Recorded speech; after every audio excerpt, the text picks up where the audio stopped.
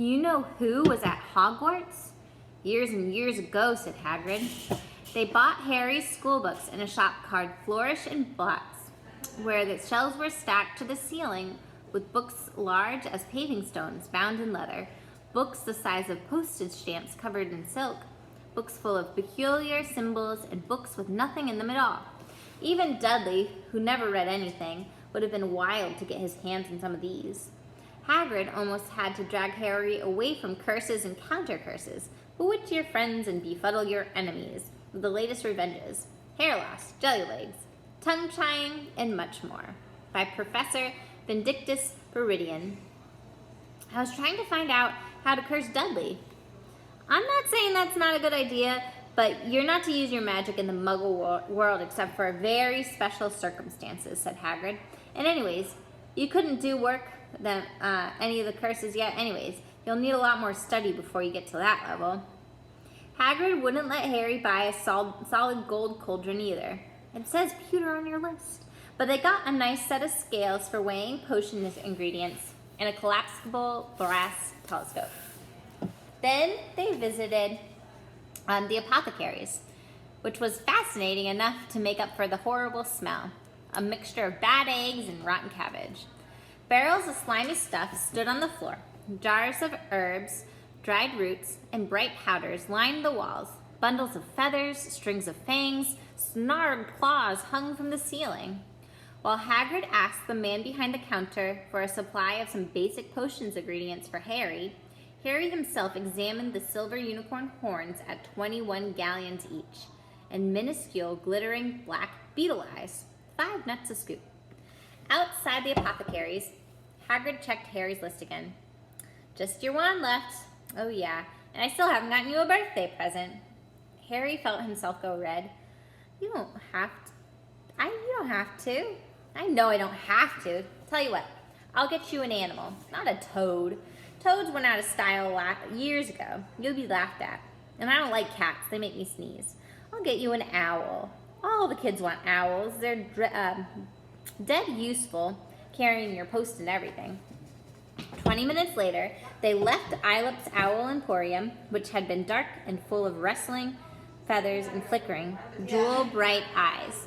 Harry now carried a large cage which held a beautiful snowy owl fast asleep with her head under her wing. He couldn't stop stammering his thanks, and he sounded just like Quirrell. Don't mention it, said Hagrid gruffly. Don't expect you've had a lot of presents from those Dursleys. Just Ollivander's left now. The only place for wands, Ollivander's. You're gonna have the best wand. A magic wand. This was what Harry had been really looking forward to. The last shop was narrow and shabby. Peeling gold letters over the door read, Ollivanders, makers of fine wands since 382 BC. A single wand laid on a faded purple cushion in the dusty window. I'll show you guys. It has an illustration of that.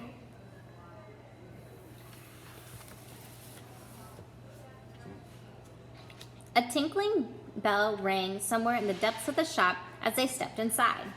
It was a tiny place, empty except for a single spindly chair which Hagrid sat on. Harry felt strangely as though he entered a very strict library. He swallowed a lot of new questions which had just occurred to him and looked instead at the thousands of narrow boxes piled neatly right up to the ceiling. For some reason, the back of his neck prickled. The very dust and silence in here seemed to tingle with some secret magic. Good afternoon, said a soft voice. Harry jumped. Hagrid must have jumped too, because there was a loud crunching noise, and he quickly got off the spindly chair. The old man was standing before them, his wide, pale eyes shining like moons through the gloom of the shop. Hello, said Harry awkwardly. Yes, said the man.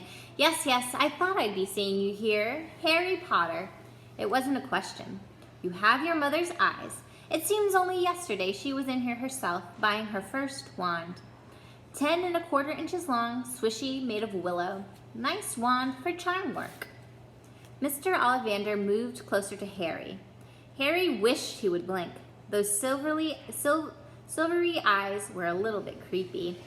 Your father, on the other hand, favored a mahogany wand, 11 inches, pliable, a little bit more power, and excellent for transfiguration. Well, I say your father favored it. It's really the wand that chooses the wizard, of course. Mr. Ollivander had come so close that he and Harry were almost nose to nose. Harry could see himself reflected in the misty eyes. And that's where Mr. Ollivander touched the lightning scar on Harry's forehead with a long white finger.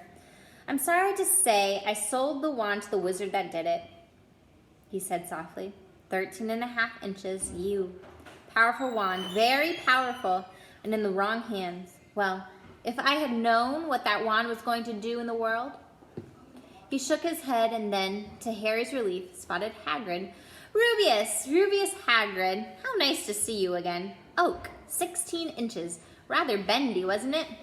It was, said Hagrid. Good wand, that one. But I suppose they snapped it in half when you got expelled, said Mr. Ollivander, suddenly stern. Well, yes, they did, said Hagrid, shuffling to his feet. I've still got the pieces, though, he added brightly. But you don't use them, said Mr. Ollivander sharply. Oh, no, sir, said Hagrid quickly. Harry noticed he gripped his pink umbrella very tightly as he spoke. Said Mr. Ollivander, giving Hagrid a piercing look. Well, now, Mr. Potter, let's see.